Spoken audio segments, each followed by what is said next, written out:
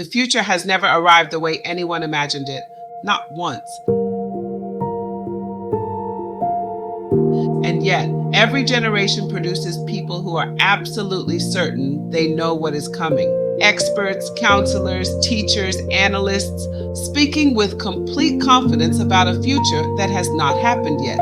Sometimes they are partially right, sometimes they are spectacularly wrong. And sometimes the person who trusted that prediction found themselves on a different path than they imagined. For some, that path led somewhere unexpected and worthwhile. For others, the opportunity simply closed. Either way, the prediction shaped a life. I was one of those people, and standing where I am today, I can appreciate what this era has to offer. Not everyone had that chance, and that is a responsibility I do not take lightly.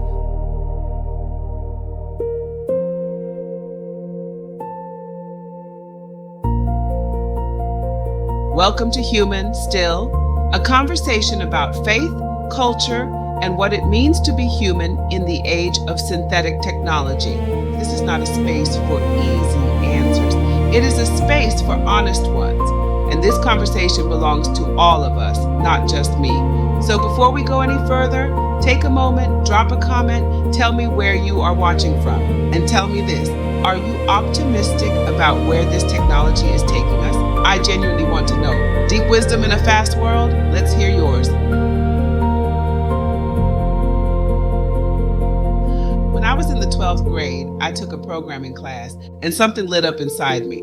I didn't just want to enter information into a computer. I wanted to understand how it worked. I wanted to build it. I wanted to be one of the people behind the technology.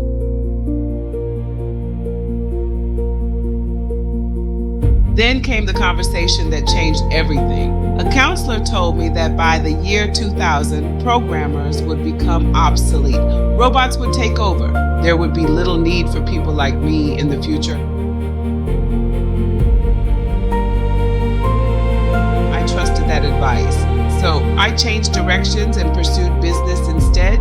Looking back, it wasn't a bad decision. I eventually found myself building people, organizations, and projects rather than computer programs.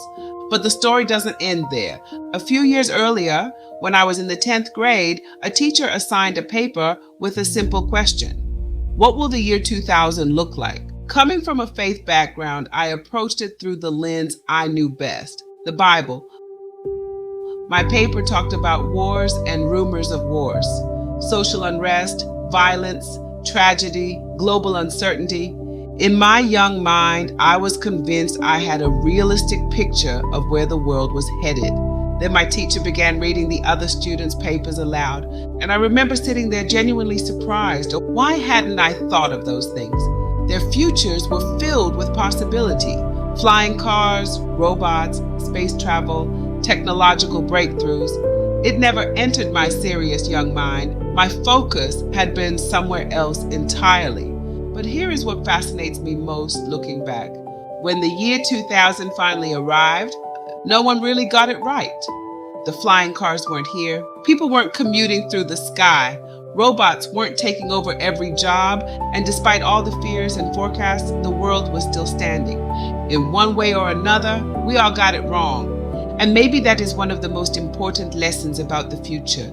The future rarely arrives the way we imagine. Now we find ourselves standing at another remarkable moment in history.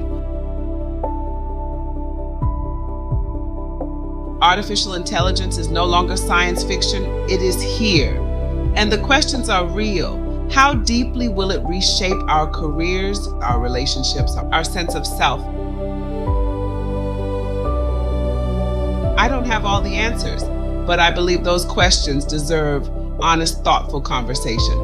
That is what this channel is about, because I know what it feels like to sit on the other side of a broken forecast.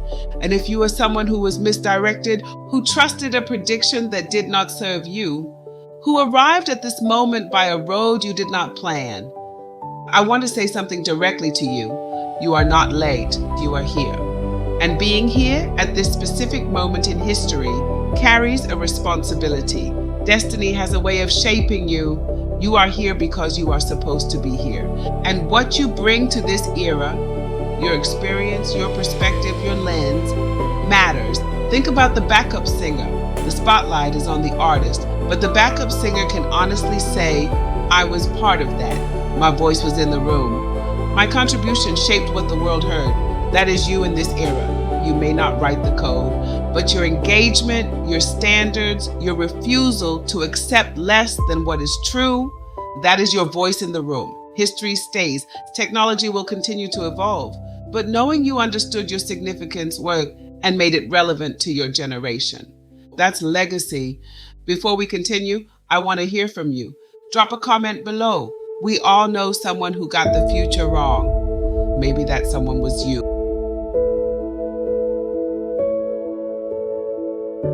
Looking back, what prediction about the future do you wish someone had challenged?